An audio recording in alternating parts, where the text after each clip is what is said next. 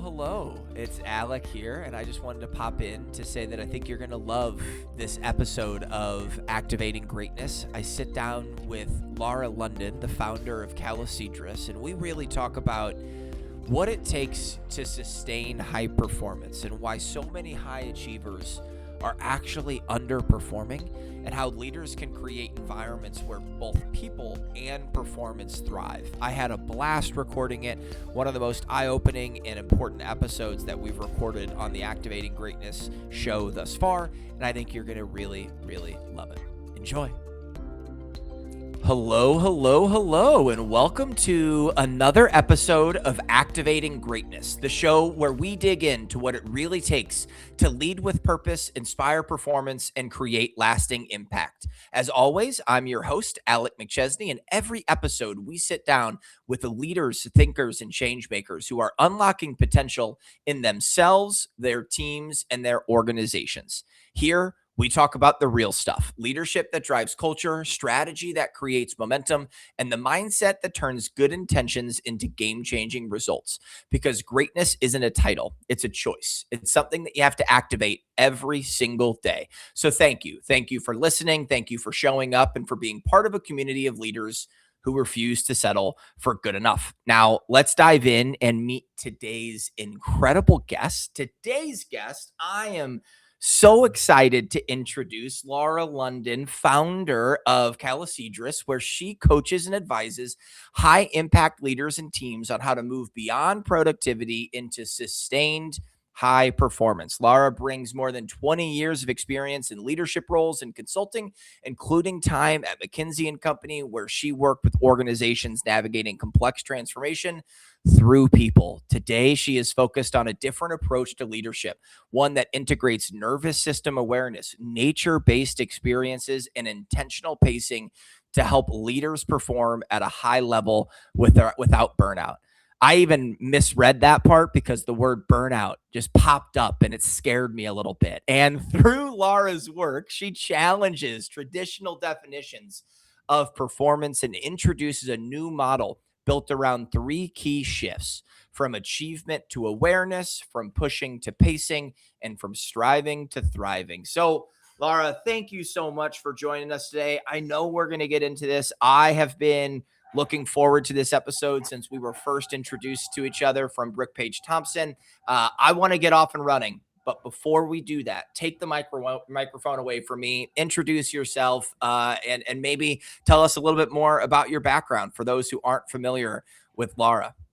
Yes, thank you. And as luck would have it, my printer, just as you were passing the baton to me, my printer decided to just wake up. So I just shut that off. I love it. Okay, so let me just say first, thank you for having me. You know, this is such an honor, such a privilege. And even just the name of this podcast, Activating Greatness, is so incredible to me. You know, how often do we actually take the time to think about greatness, right? And what it means as humans to be great and how to activate it. And I'm just thrilled to be here and talking with you today. And this is the kind of stuff I geek out about, right? So what can I tell you about me aside from the wonderful introduction that you just laid out? So thank you for that. So something I guess I would say about me is I've always been fascinated by people and the world of work, right? Like, I know it sounds crazy, but I started working very young, and I was just like looking around thinking, why do these adults spend so much time at work, and why are they all so miserable? Like, this was really one of the first thoughts I think that shaped me as a working person. And that's really what I've realized is kind of the purpose. My purpose for me is helping people to really be their best at work, because I do believe if we're our best at work, that carries into our lives. So my career has taken a lot of twists and turns, and in the end, it's always been about that, working with people to be at their best at work. I feel very fortunate that I was able to take all that experience and open my own leadership consulting and coaching firm. We also have a nature retreat, and so we get to, do the work virtually, but also come together in nature where the real magic happens. And it's a mix of executive coaching, group experiences, group coaching, team coaching, and also just advising, just kind of Mm, bringing nature, nervous system, and regenerative leadership, which is really a mm, topic that I wish more people knew about. And so we'll talk a lot mm. about that today. So thanks for having me. No, thank you. I'm so excited and I want to abandon the outline already because you said something there about your passion for work and your curiosity around work and how human nature has positioned work forever, right? In terms of the modern era of work, has always had a case of the Mondays and Sunday scaries and burnout and turnover and needing to get to the weekend. All of these things that we have made 100% the norm. And it's been a recurring theme on this podcast, actually, since I joined Velocity, that I've heard a couple of these quotes of like, hey, work doesn't have to suck, right? Like, why are we actively accepting this? Why are we admitting that we're going to spend 75% of our time at a location, remote, hybrid, whatever it is, for our lifetime, and we're just okay with it being difficult? And I think we're going to Yeah, go into a lot of that, but I just wanted to like, let's just set the tone for the episode. And yeah, I'm going to say it doesn't have to be that way. yeah, You can love work and it doesn't have to be something that you hate on Sunday night. yeah, You can have a job, you can have a career, you can have anywhere in between, but it doesn't have to be this thing that you dread. Anything that you want to add, Laura? That was just like off the yeah. cuff. I got excited. I, But any I love thoughts? it. I love it. And building off of that, if you asked me, why does it have to be like that? What is the one thing kind of underneath it that I see Mm, in myself and my work with clients? It's fear. mm, It's like that because so many of us so often are driven by fear. And especially when it yeah. comes to something like work, which, has is so tied to our notion of identity and power and being able to provide for ourself and our family, right? It really kind of pulls at all of those strings that get at what make us human and what Mm, make us fearful to show up every day in our true greatness, using the words, mm, activating. Why is it so yeah. hard to activate that greatness? Because there's a lot of fear. And especially Mm, today in this world, like all of a sudden now, there was already a lot of fear, and now we've dropped this little AI bomb on top of it. And the mm, fear has gotten intensified now to a level where we as humans, we are not built for this. That is the mm, reality. And that's why I like to bring nervous system into leadership because we are not robots. We have a mm, nervous system. And so the more I believe in the age of AI that we can honor our humanity and actually instead of just kind of overriding our nervous system, embrace it, the more we can mm. show up in our true greatness. Yeah. And I love that you went to the fear element because I've been in that position before, and I know unbelievably talented and smart individuals who have been or maybe still are in that position where they're so darn good at their job. But because they're entering into the job through the fear funnel, let's call it, even though they love what they're doing on the Monday or the Wednesday, Yeah, one message or one thing going wrong instantaneously pulls them back up. That, you talk about the ladder of inference, all this different stuff, but it feels like fear is the easy backdrop to go back to. And you mentioned AI, but then you also talk about the economic state of the world and forest fires and the yeah, war in Iran. And all of a yeah, sudden, we're not even talking about individual personal drama, that Yeah, individuals have as a whole human being, and it becomes really complicated to have this separation of yeah, self, or understanding of what that self is. So, yeah, oh man, ooh, yeah, and I the go only ahead, thing I go wanna ahead. add to We're that so is, like, excited. yeah, given all of that, I think we are at a time where the most important thing that we can do as leaders, because leaders have Mm, a responsibility and an opportunity, and I'm amazed how often we don't talk about that. It is an mm, opportunity and a responsibility to be a leader, mm, hands down. And once we mm, start to look at that, we realize it becomes our duty to hold the complexity, right? We can't get rid of it. We can't control it. We can hold that complexity and really focus on showing up intentionally in a way that calms the chaos in the system mm, that we are working with, right? More mm, now more than ever, we need to calm the system so that we can mhm, have better decisions, that we can have better results. It's not one or the other, right? The whole, mm, I spent a lot of time in Silicon Valley, moonshot thinking. I was part of that, move fast, break things culture. And it was fun and mm, it was exciting and it was also really dangerous. And I think that mm, we're at a point now where we have to be a little bit more thoughtful in the approach. It's not mm, okay to just run fast and break things anymore, right? You need to mhm. do it with a little bit more intention. We've moved beyond that point in time because Yeah. the robots are coming and there are a lot Mhm, of questions.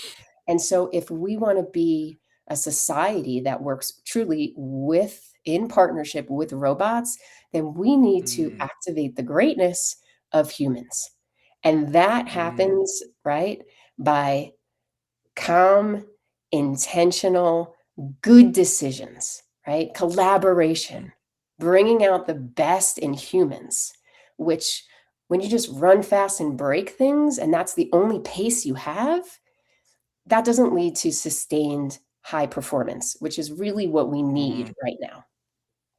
Yeah, I love, you hear the control what we can control, and if we can't control it, we've got to let it go, and all these different sayings. But I love the calm, the chaos internally in the bubble that we are within. So I want to jump into that last part of your answer there about performance versus a high achiever. And I Yeah. love this topic from you where you talk about most high achievers are not yet high performers. And I think that would catch Yeah. people off guard. So what's the difference in between a high performer versus a high achiever, and why do so many leaders get stuck in that achievement phase instead of evolving into true performance? Yeah. And I want to start by just saying that while a lot of what my approach to leadership and a lot of what we've been talking about in Yeah. some ways is non-traditional, but it is heavily grounded in research in addition to my lived experience. And so I'm going to do my best as we're talking to bring in some of that because this is not Laura London's thinking about the world, Yeah. while she sings kumbaya at her nature retreat. No, right? This is really looking at the amazing thought leadership that we have to Mm, say, what is this moment calling for today? Right. And mhm, I want to also back up and say that this idea of the difference between high achievers and high performers really comes from my time at McKinsey. McKinsey mm, is a very well-oiled machine. It's a wonderful company in so many ways. And we lovingly refer to ourselves as the employees as the insecure overachievers. It was the Mm. term that we used because the type of people that landed there, so many of us were just wired for achievement. Mhm. And so when I think about the difference between a high achiever and a high performer, this is really based in the experience with thousands and thousands of both employees and leaders who I worked with, Mm. and myself. And so what's interesting is high achievers and high performers look very similar. We're smart, we're driven, we're capable, we're motivated, we're responsive, and we get results. Yeah. The difference is the impact that we have on ourselves and the Mm. systems around us, right? And the people around us. So, high achievers, while they're getting results, they tend to also be burning themselves and the systems and people Mhm. around them out. So, you hear a lot about constant burnout, constant fatigue, chronic stress. Mm. These are all signs of someone who's a super high achiever, right? That's the negative that comes from this desire to achieve at all costs. On the flip side, we have the high performer. The high performer has all of that, but they kind of move beyond that. And Mm. the impact they have is that they operate with vitality.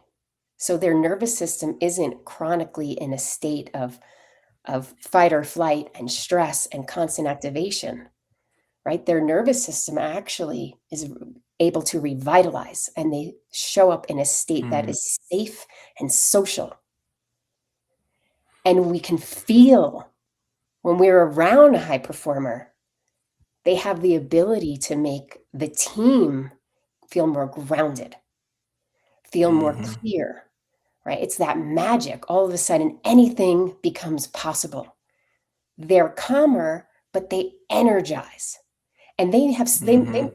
they might speed shift, right? I'm not saying that they're just like passive, but they also, like we said, they have that ability to calm the chaos and get people to Mhm. focus and collaborate so that they show up at their best. And I will Mm. and for me, what really made this so clear, I love to use this example. There's a leader, his name is Jim Scott, and he's now the CTO of Vanguard. And Mm. this was one of my earliest days working at McKinsey. And we had this huge team and this huge project and this huge mandate. And he was a team leader. He wasn't even a partner yet. But he had the ability at that low level of power to come in and calm the chaos and help us as a team Mm. focus on what mattered so that we acted intentionally and we made awesome decisions and we laughed and we worked hard. We worked all night and we felt energized. And Mhm. I think still to this day, people from that team talk about him as a leader on that team because we felt it in our nervous systems. We didn't talk about it, but we felt it. We could feel the difference in the greatness of him as a leader in this Mm. really complex, really hard environment. And he just had that ability. And I think, the funny part is after he left, the person who came in to take his role tried to grind us. Mm. And we revolted. Like as a team, we all were like, and it was only because we had this great example of leadership Mhm. that we were You able knew to what it looked like. speak up against it, and we ended up getting Yeah. him replaced because we were like, Yeah. once you feel a leader who can actually energize you and make you feel more vitality, you don't wanna Mm. go back. And so I Mm. think, why it's so hard is because we don't have enough of these leaders. And I think it's not that we don't have them, we don't recognize and reward them, and so they don't Mm. people who might be naturally wired to act like that almost feel like they need to put a mask on. And so the more we can have Mm. more role models of that, the more we recognize it and reward it, the more we'll start to see people move into that type of a leadership mindset. So much good there, and I love the breakdown between the two. But I wanna shed a light on the aspect of this about the high achiever, because I'm Yeah. holding a mirror up to myself right now as you described this, and have made a couple of pit stops over the last decade and had a couple of moments of burnout over the last decade.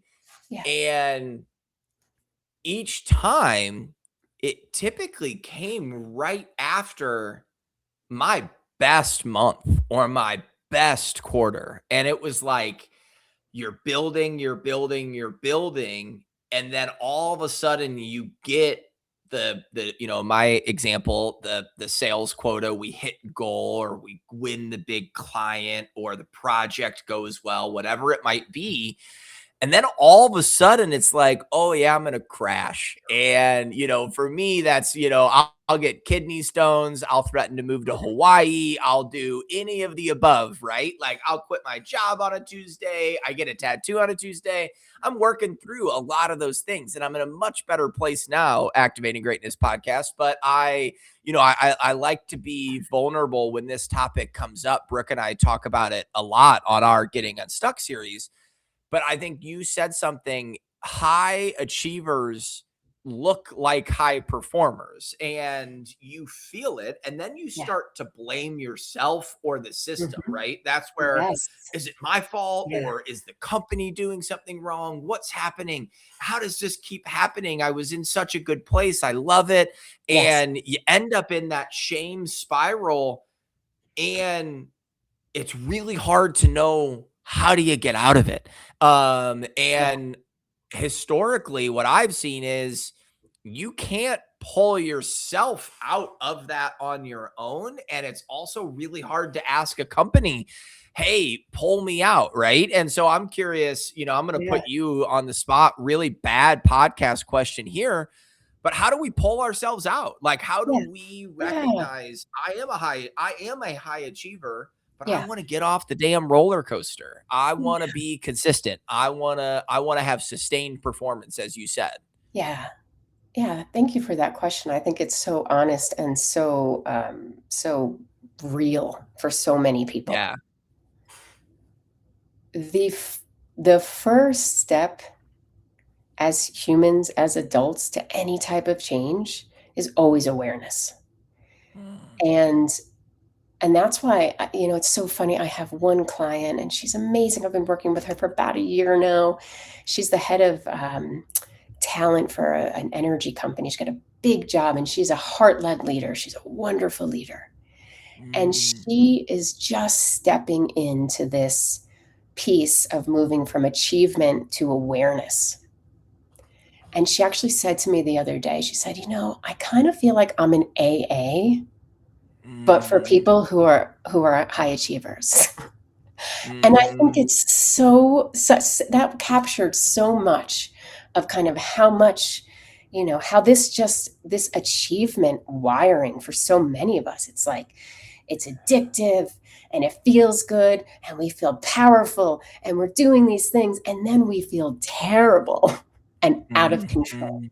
right? It leads to a feeling where we recognize, whoa, I feel out of control. For me personally, I felt the word I use when I look back to my McKinsey days was fragile. Yeah. I didn't really, for a long time, I didn't really trust myself. I was moving Mm. too fast. I wasn't creating space for the awareness so that I could trust myself. And the person I want to bring in here is Otto Scharmer. And Mm.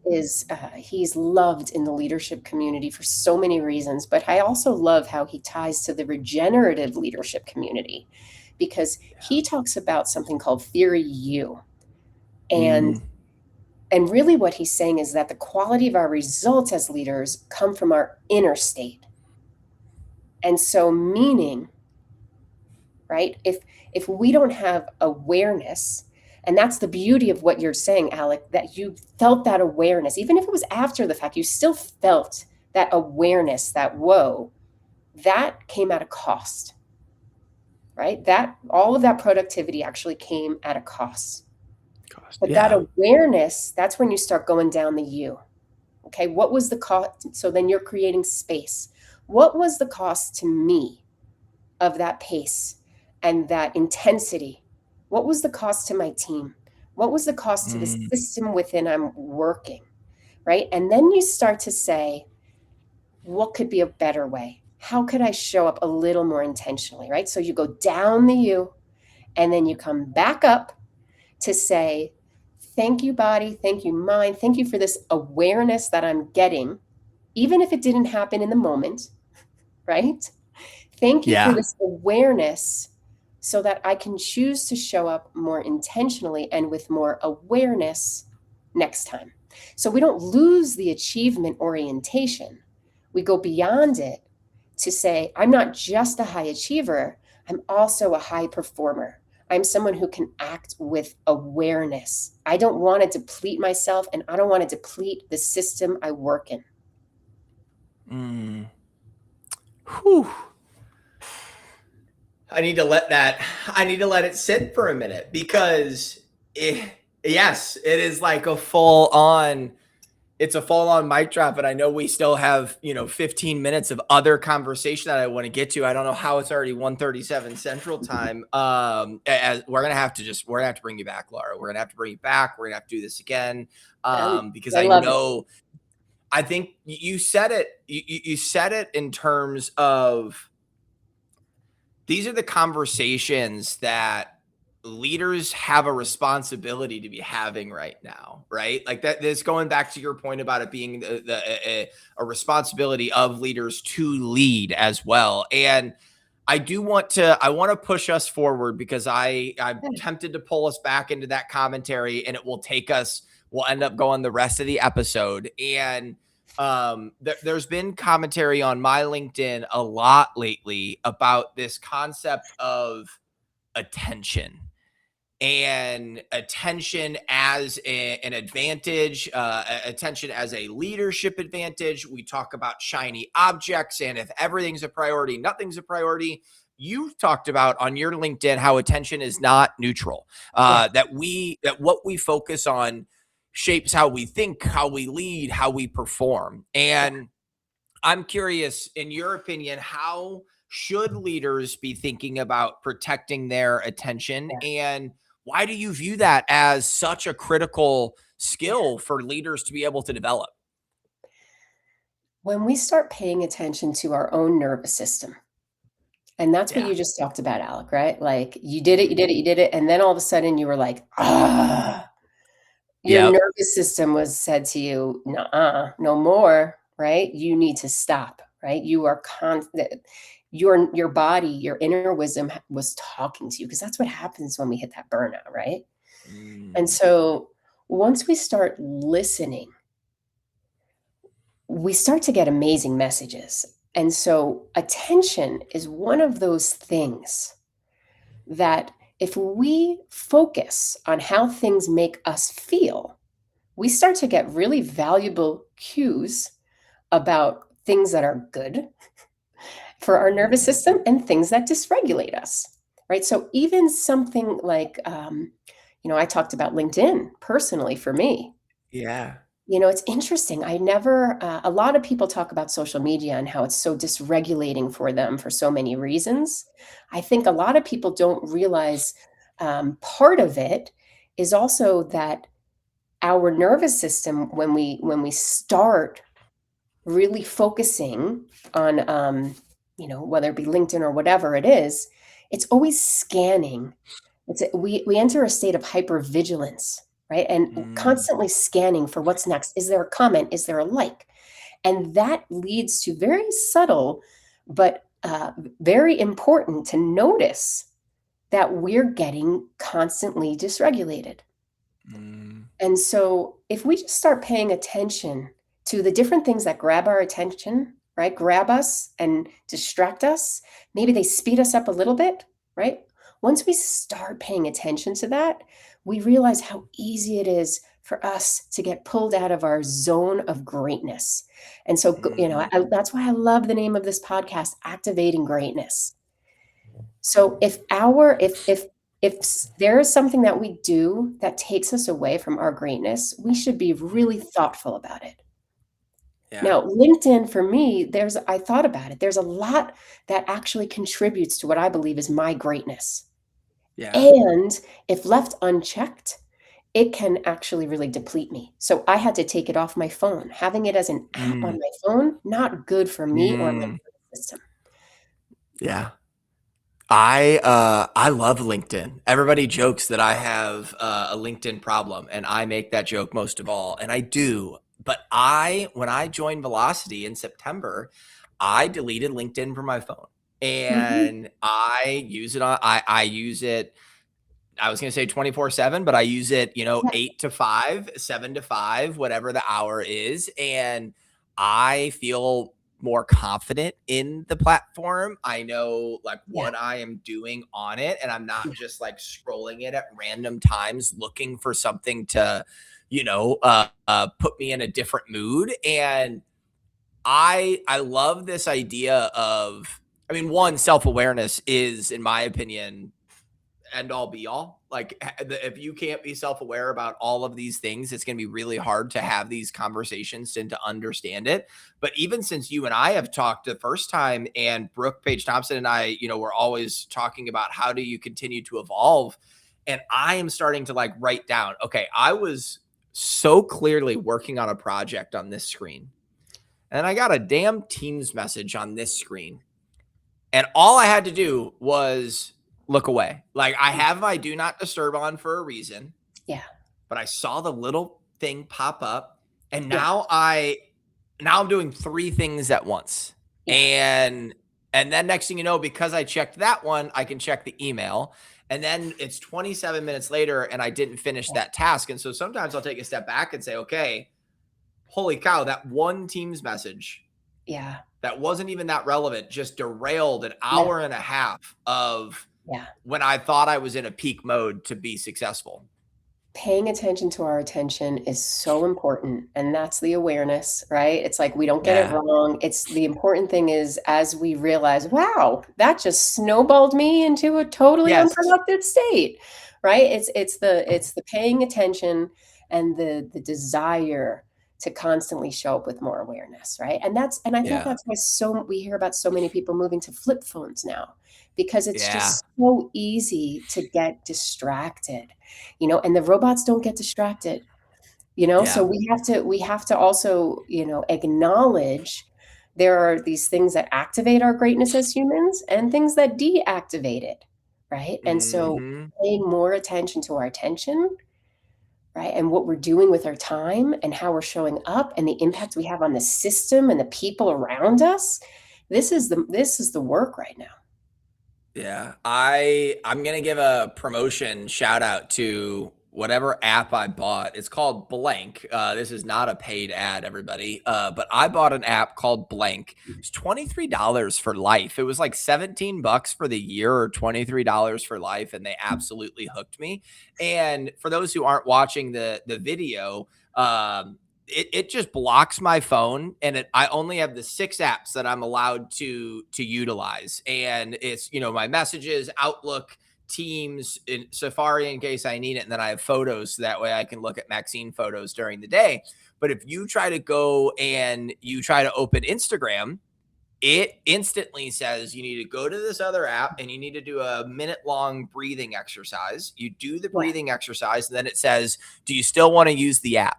And I cannot tell you how many times I go through it and I'm like, no, I don't. I don't need to use it. You just debunked me yeah, right then, and I'm yeah, back. And at first I was super against it. And then I did it a couple times and I still went through and used the app. And I was like, that is like, I am looking for any type of a dopamine hit. Mm. And as we talk about sustained performance, and Mhm. my word of the year in 2016 is just trying to be or 2026 is just trying to be consistent, right? And Mhm. I was just like, you know what? I'm going to commit to this entirely.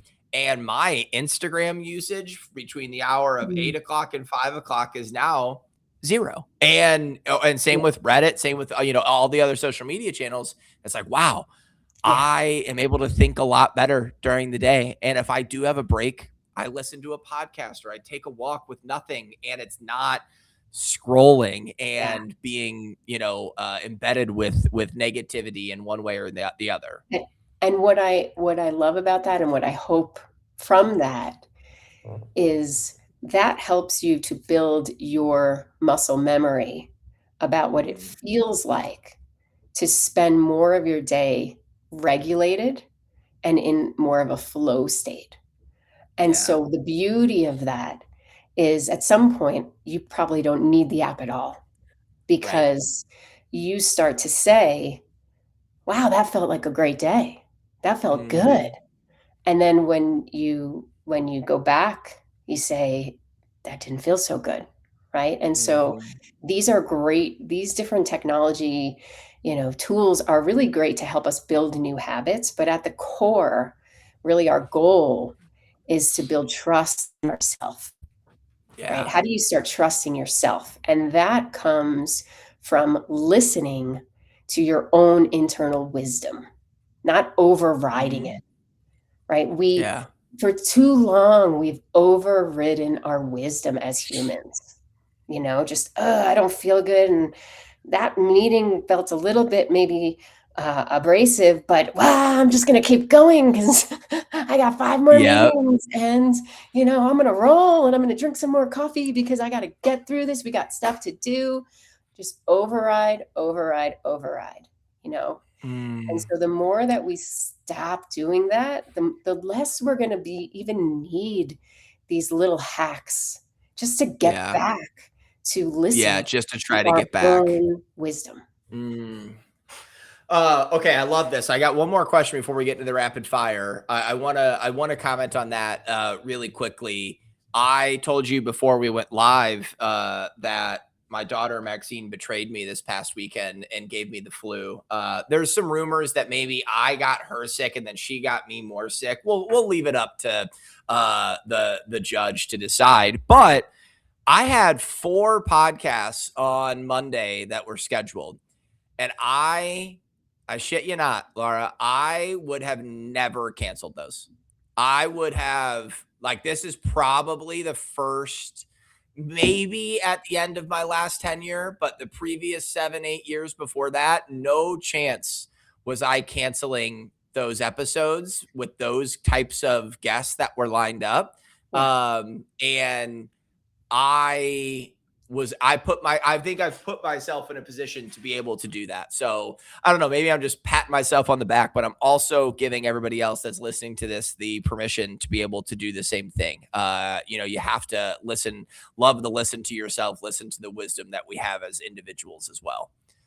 Yeah, and, that what comes to me as hearing you say that also is this notion of pacing and why Mm, pacing is so yeah. important, right? And so sometimes when I talk about, pacing, right? And pacing is another one of those concepts that are so clear from regenerative leadership and when we tune into nature, right? Because nature has many speeds. The one constant maximum speed is just not how this world works. And Yeah. so when you think about what you just said, maybe some people might hear that and say, wow, that sounds like you would have really burnt yourself out by the end of the day. But I would say that pacing is a really individual thing. And if Mm, you feel that you could do 4 podcasts well mm, in one day, giving enough of yourself and your energy, if you feel that, then you should do that. yeah. If you have any bit of hesitation, then maybe you space it out a little bit more. There are Hmm. well, every leader knows what the pace is for them and their team. If you Yeah. start building your awareness, right? Hmm. So so pacing does not mean going slower. right? Yeah. Pacing means you always try to operate with what's going to be best for results and the system and the people within it. Mm-hmm. Always looking not to deplete, but to add. And so Yeah. if those 4 felt good, then that's a day for sprinting. Mm-hmm. But how interesting that you have no choice but to accept. I have to Yeah. accept where I am, and I can't even do 1, let alone 4. Mm-hmm. So I Right. think also just kind of thinking about this notion of intentional speed shifts is proving to be really helpful for a lot of these high impact leaders that I work with, where they can Yeah. say, "This is a sprint day. This is a hackathon. Mm-hmm. This is an ideation day. This is a all hands on deck, let's get it done day." And then at the end of that, I am going to take it a little slower because I need to think about what we did. I need to integrate what I've learned, and I need to recharge so I can show up at my best. Mm. Whew. I just want to keep going. I want this conversation to continue on. I said I had one more question before we get to the rapid fire. Let's try to keep this one relatively short so I can still get you out of here at a reasonable hour, Laura. Leaders are listening to this. Some leaders are bought in. Some leaders know that they need change. Some leaders are still turned in the other direction fully. And you mentioned that this isn't just you playing kumbaya in the forest. However, a lot of the conversation that we have, it's going to sound like Alec and Laura and Brooke are doing yoga in Costa Rica and having this conversation. From a practical standpoint, there are going to be 30-40% of leaders who say, yeah, I'm willing to take a step in the right direction, right? I'm willing to take a step for my team to help create an environment where people are allowed to thrive, performance is allowed to thrive, and it doesn't have to be at the expense of one or the other. Let's really break it down in the simplest terms. What is 1, 2, 3 small action items that Mhm. a leader could take who's listening to this and try to implement it without it feeling like they're pulling teeth from Yeah. themselves, they're managing up or managing down? Yeah. I think there's so much we can learn from regenerative leadership and systems thinking. And so I have like 2 things are really coming to mind. So number 1, if we stop asking just simply the question, how do I drive performance? And then expand it a little bit to be, what are the conditions that are going to allow both performance and people to thrive and sustain, Mm, right? So it's going beyond just performance to saying, how do I, as a leader, it's my responsibility, how do I create the conditions for both people and performance to thrive? mm, And then I also really love the work of Danella Meadows. She talks about these high impact moments for intervention. And what she says is it starts at the top with mindset and goals, mm. right? So, sure, having better policies, like rethinking your feedback systems, rethinking what you reward, what you recognize. These are all great ways to make the system work in favor of regeneration instead of depletion. Yeah. And it really starts with the mindset and the goals. Mm, So, really thinking about when you look at your leadership team, how, what is the mindset? Is the mindset just burn and churn? mm, Or is the mindset help profits and people flourish? mm-hmm. And then from that mindset, let's get on the same page with the mindset and the purpose of this company and why we're here. And then Yeah. let's think about how that aligns to the goals. So just Mm, really starting at top. And if you can't do it within the leadership team of the company, just do it for yourself on your own yeah. team. Mm, Start by experimenting with yourself. What would it mean if you rethought your role as a leader, your mindset, and the goals? mm. And look at any top performer that has left the organization, and maybe think it through. Think it through. If as you're listening to this, I think that as you ask some of those questions about mindset, and then you look at that chief information officer or the CTO or the CFO that left earlier than you would have thought, you could probably start to connect some dots. And there could be a pathway there for this. Laura, it's been brilliant. I have to go rapid fire. 4 questions. You get 30 seconds for each answer. Number 1, what is one leadership habit that you rely on every day, no matter what? Oh, that's easy. For me, it's forest therapy and mindfulness. Mm, So every day I focus on connecting to the natural world using all 5 senses. This is a practice that very quickly starts to ground you and regulate your nervous system and build resilience. I like to joke that it is the gateway drug, especially for high achievers, yeah. to meditation. Mm, Very, very hard for high achievers wired for speed and impact.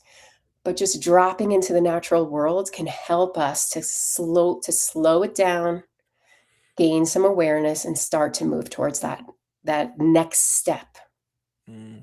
Whew, I love it. All right. And also the first person 25 episodes in to have that answer. So I knew that would happen, and I'm so excited about it. Question number 2, what's the most underrated skill that a leader needs in order to be successful today? Yeah, I'm gonna go with systems thinking, which is probably not Mm, surprising, but, really the notion of interdependence and thinking beyond ourself, beyond our team, beyond our company, beyond our community, to really thinking, "How is this in service of the betterment of our planet?" I think mm, it's so important that we think bigger than and with a mm. mindset that really, um, connects us rather than Whew. dividing us. Yes, yes. We all need more of that. On the flip side, for question number 3, what is one thing that you believe great leaders should stop doing? Um, Overriding their nervous system. Mm. Yeah, Tell me just more. Tell me a little bit more. going back to what we said, earlier, stop just pushing and forcing. Listen to that inner wisdom, Mm, really start tuning in and going back to Otto Scharmer, right? The theory the more that you can listen and understand what's going on inside of you, the better your results will be. yeah. And I mentioned this before we went live today and started recording, but I told you that I have just said, you know what? I'm going to be 100% honest about everything that I'm experiencing. If I have to like adjust a meeting because of Max, or if I am taking a meeting from the car, walking, like I am just saying, hey guys, this is literally what's happening.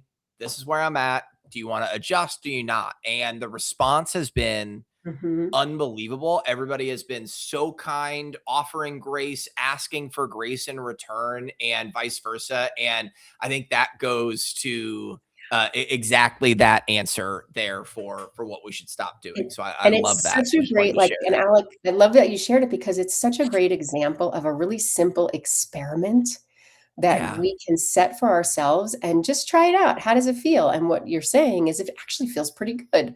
yeah, Wow, people, as I do it, people are kind of opening up and showing their humanity, right? And so these little things, like our body gives us really great ideas. And it doesn't mean yeah, we have to just like dive in, right? The way that we learn and grow is like, okay, that's interesting. Let me make a small tweak. Let me try to show yeah. up a little bit differently and try it out and see how it feels, because then our nervous system can kind of fuse that together and create a new way of showing up. Yeah. Only went long on that one because of me. So no red card there. Question number 4, last one. What's the best leadership advice that you've ever received? Yeah, it's like an oldie but a goodie. I always loved Simon Sinek's Start With Why. I think Mm, it's such a good one. I think it really just hits at the importance of purpose and getting really clear about why do we even show up at work, and also remembering though that it's not just why do we show up as work, but why do we show up the way we do in life, right? Because this is going to sound a little woo woo, but I love it because it's just so true. We're human beings. We're not human Mhm. doings. We're not Mhm. just here to do. And so Yeah. when we think about the why, it also kind of reminds us about our humanity, right? Yeah. What am I here to be? I think that's Mm. really one of those big questions. Mm.